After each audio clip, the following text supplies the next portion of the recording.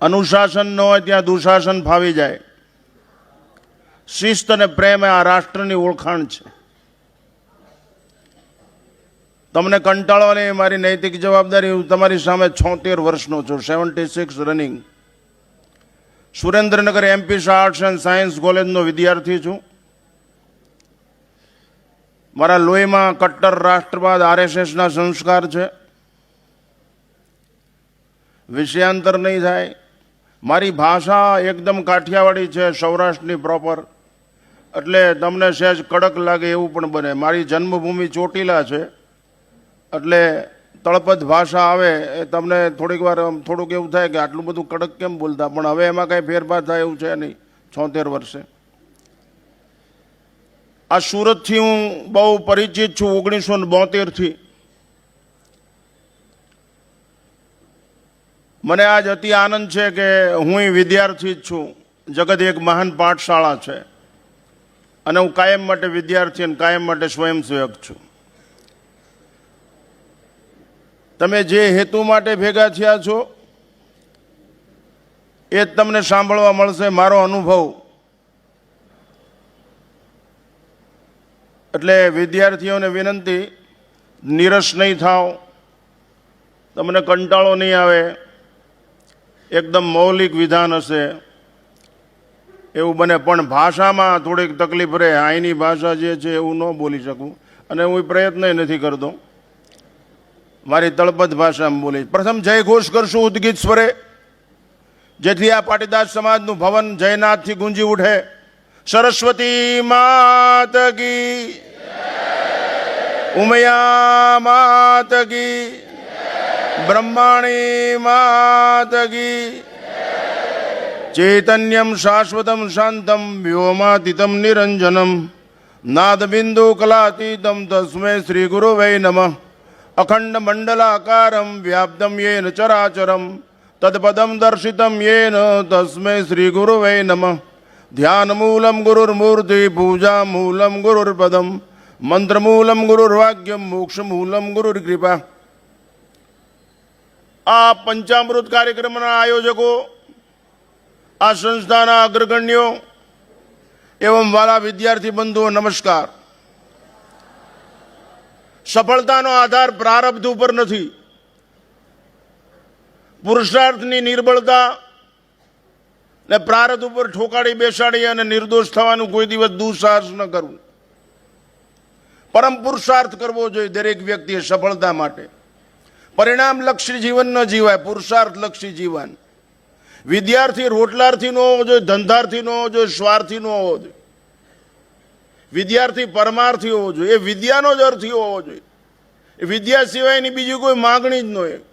વિદ્યા એવી નહીં પેટ ભરવામાં જ કામ આવે ને વેઠમાંથી છૂટીને ઠેઠ પહોંચવાની વિદ્યા પણ હોવી જોઈએ. યદગત્વા ન નિવર્તન્તે તત્તામ પરમમ મમ. એ વિદ્યા પણ યા વિદ્યા સા વિમુક્ત, જે મનુષ્યને મુક્ત કરી દે, બંધન નહીં. એટલા માટે આજ તમે ભેગા થયા છો, સાચા અર્થમાં વિદ્યાર્થી બનવા પ્રયત્ન કરો. તમને એમ થાય અમે સ્કૂલમાં જઈએ છીએ, ભણી છીએ, 11મા ધોરણમાં, 12માં, જેમાં FY, TY જેમાં ભણતા હોય, પણ આપણે વિદ્યાર્થી છીએ. આપણે વિદ્યાર્થીની માંગ છે. આપણી વિદ્યા જ એકલી માંગી છીએ આપણે કે જે વિદ્યાર્થી આપણું કલ્યાણ થઈ જાય. શાળાનું બિલ્ડિંગ સારું હોય પણ એમાં જેમ શરીર સારું હોય, સૌષ્ઠવવાળું હોય, એમાં પ્રાણ ન હોય તો એ શરીર મૃતપ્રાય છે. એમ શાળાનું બિલ્ડિંગ સારું હોય, AC હોલ હોય, તમામ સુવિધા હોય, બસ લઈ જતી હોય, બધું હોય, પણ એમાં શિક્ષણ ન હોય તો એ શાળાનું બિલ્ડિંગ ભૂતખાના જેવું છે. એની કોઈ કિંમત નથી. એ એટ્રેક્શન પાવર નથી. સારો વિદ્યાર્થી ત્યાંથી નીકળે એ જ મોટું એટ્રેક્શન પાવર છે. એટલે પહેલો વિદ્યાર્થી છે, અત્યારના વિદ્યાર્થીઓ રોટલાર્થી છે, ધંધાર્થી છે, સ્વાર્થી છે, પરમાર્થી નથી. આ દેશને જરૂર છે પરમાર્થી વિદ્યાર્થીઓનો, કે જે રાષ્ટ્રનું ગૌરવ બને, રાષ્ટ્રનું ઘડતર કરી શકે, રાષ્ટ્રનું રક્ષણ કરી શકે, રાષ્ટ્રની વિચારધારાને બચાવી શકે. એ પોતે સશક્ત હશે, પોતે સાવધાન હશે, પોતે સમજદાર હશે, તન તંદુરસ્ત હશે, મન સ્વચ્છ હશે, વિચારોની પવિત્રતા હશે, તો એ સત્કર્મનો પ્રવાહ વહેડાવા કરશે. એટલે સાચા અર્થમાં વિદ્યાર્થી. તમે એક પ્રતિજ્ઞા લ્યો, હું વિદ્યાર્થી છું, ધનાર્થી નહીં. હું વિદ્યાર્થી છું. વિદ્યાની જ માંગ છે મારી. વિદ્યા પ્રાર્થનાવાળો જેમ પ્રાર્થના પ્રાર્થના પોતાની માગણી જ છે ભગવાન પાસે, પ્રભુ પાસે. એમ વિદ્યાર્થીની એવી માગણી હોવી જોઈએ સરસ્વતી માતા પાસે કે મારું જીવન રસથી ભરપૂર બની જાય, મારી વાણીમાં સરસ્વતી હોય, રસ ભરપૂર હોય, મારા જીવનમાં સરસ બની જાઉં, હું મારો જીવનનું વ્યક્તિગત એવી બધી તડપણ હોય, એવો બધો ઉત્સાહ હોય, એટલો બધો ઉમંગ હોય. તો આજનો મુદ્દો પહેલો છે, સાચા અર્થમાં વિદ્યાર્થી બનવા પ્રયત્ન કરો. અમે વિદ્યાર્થી જ છીએ. હું 76 વર્ષનો છું તો અમે જગતની પાઠશાળામાંથી શીખી જ છીએ. શ્રેય માર્ગ છે એ વિદ્યાર્થી તરીકે ટકવા દેશે, પ્રેય માર્ગ નહીં. શ્રેય માર્ગ છે હંમેશા વિદ્યાર્થીને વિદ્યાર્થી રહેવા દે. જો પ્રેય માર્ગ ઉપર ચડ્યા, ગાડી બદલાણી, તો તમે વિદ્યાર્થી નહીં, સ્વાર્થી થઈ જશો, ધંધાર્થી થઈ જશો. શ્રેય માર્ગ એટલે કલ્યાણ, આત્મકલ્યાણ, જીવનનું કલ્યાણ, રાષ્ટ્રનું કલ્યાણ, સમાજનું કલ્યાણ, એ શ્રેય માર્ગ છે. કુરુક્ષેત્રના મેદાનમાં અર્જુન રથમાંથી નીચે ઉતરી ગયો. કાર્પણ્ય દોષો પહત સ્વભાવ પૃચ્છામિત્વમ ધર્મ સમુદ્ર ચેતા યશ્રેયસ્યા નિશ્ચિતમ બ્રુવી તન્મે શિષ્યત્યમ સાધિમામ તમ પ્રપન્નમ. હું પ્રભુ વિદ્યાર્થી છું આપનું, નીચે ઉતરી ગયો, મારું ભલું થાય, નિશ્ચિત નક્કી નિર્ણયાત્મક કલ્યાણ હોય એવું મને કહો. ભગવાને કુરુક્ષેત્રના મેદાનમાં યુદ્ધની વિદ્યા શીખડાવવાને બદલે એનું કલ્યાણ થાય એવું વિદ્યા, એટલે કૃષ્ણ મંદિર જગદગુરુ, એ આખા જગતનો ગુરુ થયો. અને એને અર્જુનને એવી વિદ્યા શીખડાવી, કર્મ, ભક્તિ અને જ્ઞાન માર્ગની. આજ અત્યારની શાળાઓમાં હાઉ ટુ અર્ન મની, પૈસા કેમ મળે એ જ શીખડાવવામાં આવે છે. બીકોમ થઈ જાય, બીએ થઈ જાય, પૈસા કેમ મળી શકે, માણસ બનાવવા પર દેખાવનો માણસ સ્વભાવનો માણસ બને એ શાળાનું દર્શન છે. ફરીવાર કહું, દેખાવનો માણસ સ્વભાવનો માણસ બને તો જ એનો પ્રભાવ પડે ને અભાવ, અજ્ઞાન અને અશક્તિ દૂર થઈ. એટલે વિદ્યાર્થીઓ પહેલું કામ એ વિદ્યાના જ અર્થી હોવા છે. બીજી ભીખ માગવાનું બંધ કરી દો. તમે તમારા ઉપર સ્વાવલંબી બનો, ગાઈડ ઉપર નહીં, ટ્યુશન ઉપર નહીં, ટ્યુટોરિયલ ઉપર નહીં. Depend upon fit, must be eyes and ear. ક્લાસની અંદર હો ત્યારે લેક્ચરને એવી રીતે આંખ અને કાનથી સાંભળો કે અંદર ઉતરી જાય. અમે કોલેજમાં ભણ્યા ત્યાં સુધી કોઈ દિવસ ટ્યુશન રાખ્યું નથી, ગાઈડ વાંચી નથી, કોઈ દિવસ બીજી વાર પુસ્તક ખોલ્યું નથી. અને શાળાની અંદર શિક્ષણ એવી રીતનું હોવું જોઈએ જેમાં મનોવિજ્ઞાન હોય પૂરેપૂરું, ભરપૂર. વિદ્યાર્થીને ઓળખતા, વિદ્યાર્થી આંખથી સમજે, કાનથી સમજે, જીભથી સમજે છે, એનામાં જાગૃતિ કયા માર્ગથી આવે છે, કેવા રસથી આવે છે, એ માધ્યમનો ખ્યાલ હોવો જોઈએ. દરેક વિદ્યાર્થીનું તપાસ કરી લેવી જોઈએ. એ શિક્ષકોએ પણ ધ્યાન રાખવું જોઈએ. એવી શાળા નિર્માણ કરવી જોઈએ આ રાષ્ટ્રની. હવે થશે, અમે 2016માં ઉજ્જૈનની અંદર વર્ગમાં ઇન્દુમતીબેન કાટદરે એને નક્કી કર્યું, હવે શરૂ થયું છે. તો વાલા વિદ્યાર્થીઓ, પહેલું વિદ્યાર્થીને કેમ, હાઉ ટુ ટેકલ, પોતાના જીવનને કેવી રીતે તૈયાર કરવું એ પોતે નિર્ણય કરવો જોઈએ. અને શિક્ષકોએ પણ એવું શિક્ષણ હકારાત્મક વિચારવાળો આપવો જોઈએ. અમે 4થું ધોરણ ભણતા ત્યારે ભગવાનદાસ નિમાવત કરીને અમારા વર્ગ શિક્ષક હતા. અમે બાલશાળા કે પ્રાર્થનામાંથી આવી તો વર્ગમાં ઊભું રહેવું પડે. ગુરુજી આવીને બેસે પછી જ અમારે બેસાય. અને મેથી પાક રોજ મળતો. એ વખતે મા બાપ ઉપરાણું લઈને નહોતા આવતા, મારી તોડી નાખે. એટલે હજી અમને અત્યારે ફરી 4થા ધોરણમાં બેહાડે તો એ ગોલ્ડ મેડાલિસ્ટ થઈને જ બહાર આવી, વાંચ્યા વગર. 4થા ધોરણનું સાહિત્ય યાદ છે, લોહીમાં ઉતરી ગયેલું છે. તો એ શિક્ષક કે કેમ બધા ઊભા છો? મેં કીધું ગુરુજી આ વિનોદ જગજીવન શેઠ છે ને એને બાદબાકી નથી આવડતી. એમ બેટા, બાદબાકી 1 સેકન્ડમાં શીખડાવી દઉં. તો એ ગુરુજી 1 સેકન્ડમાં? હા, કે સરવાળો ગુણાકાર ને બધું આવડે જ, ભાગાકાર, પણ બાદબાકી નથી આવડતી. કે એક સેકન્ડમાં મારી પાસે જ બેસતો વિનોદ જગજીવન શેઠ, મારો સહાધ્યાય.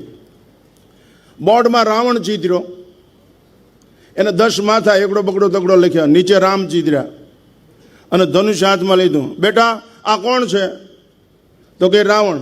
અત્યારના છોકરા માટે આ મુસીબત થાય, આ કોણ છે એમ પૂછી તો એ સ્ટારનું નામ બોલી શકે, પણ રાવણે ખબર, ઘરેથી સંસ્કાર જ નથી મળ્યા, ઘરેથી શાસ્ત્રનું જ્ઞાન જ મળ્યું નથી. શાળાની અંદર એવી રીતે કોઈ સુવાક્યો કે સારા સંકલ્પો, એવી વિચારધારા જરૂર થવી જોઈએ. આ શાળાની જરૂર છે. સંઘ આ કાર્ય કરે છે. તો તરત કે ગુરુજી એ તો રાવણ છે. તો એને કેટલા માથા? કે 10. ભગવાન રામે આમ તીર છોડ્યું, પ્રેક્ટિકલ, થિયરિકલ નહીં, પ્રેક્ટિકલ. એક માથું ઉડાડી દીધું, ડસ્ટરથી ભૂંસી નાખ્યું.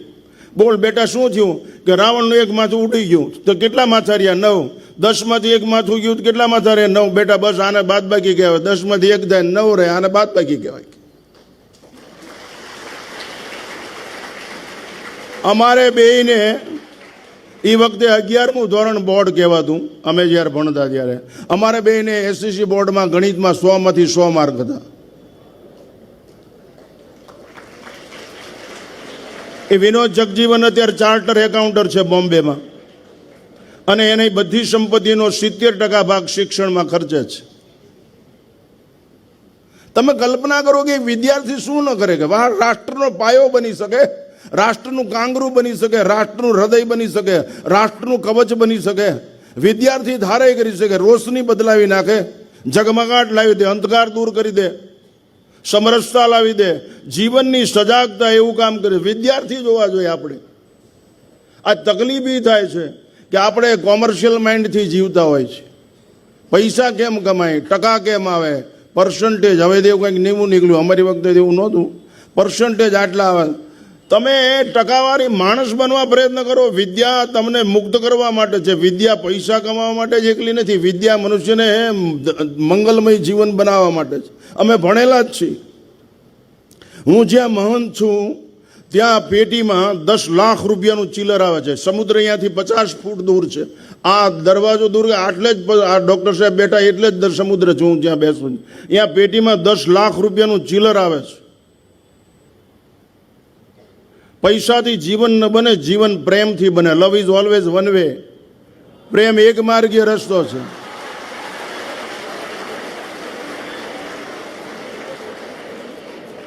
પ્રેમ એક માર્ગીય છે. મીરાને કોઈ અપેક્ષા જ નહોતી કૃષ્ણ પાસે. એમ આપણી અપેક્ષા ન હોવી જોઈએ કે હું આમ થઈ જાઉં, આમ થઈ જાઉં. મારે જે કરવાનું છે હું અચૂક કરું. હું સમયસર વાંચું, સમયસર વિચારું, સમયસર આચરું. હું શાળાની અંદર સમયસર હાજર થઈ જાઉં, પ્રાર્થનામાં હાજરી આપું, અને શાળામાં ભણતી વખતે પૂરતું લક્ષ્ય આપું. આટલી સાવધાની રાખવી જોઈએ. પુસ્તકના અક્ષરો ઉડીને મારી અંદર ગોઠવાય છે. લાચારી રહે જ નહીં, બીમારી આવે જ નહીં, ગંદકી છવાય જ નહીં. પેપર લખતી વખતે સડસડાટ લખાઈ જાય. ચોરી કરવી જ ન પડે, ચિઠ્ઠીઓ લઈ જ ન જવી પડે. ડિપેન્ડ અપોન ફિટ, સ્વાવલંબી જીવન થઈ જાય.